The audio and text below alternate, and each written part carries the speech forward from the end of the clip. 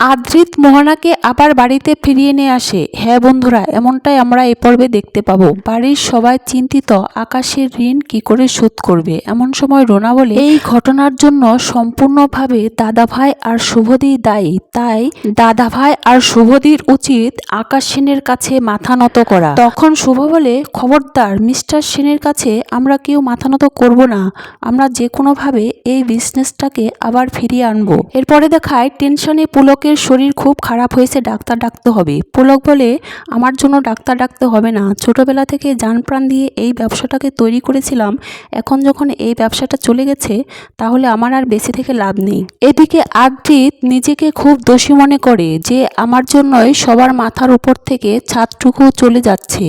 এই চিন্তায় রাতে ঘুমোতে পারে না।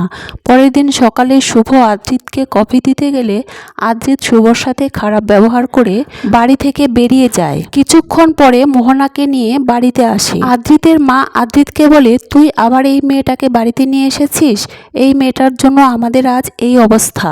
এই বলে মোহনাকে বাড়ি থেকে বের করে দিতে নিলে মোহনা আদ্রিতের মাকে ধাক্কা দিয়ে ফেলে দেয়। তখন আদ্রিত চুপ করে দাঁড়িয়ে থাকে আর শুভ তখন আদ্রিতকে বলে, মাকে মোহনা এভাবে ধাক্কা দিয়ে ফেলে দিল আর তুমি দাঁড়িয়ে দাঁড়িয়ে দেখছো। তখন আদ্রিত বলে, মার কি দরকার ছিল মোহনাকে বের করে দেওয়ার।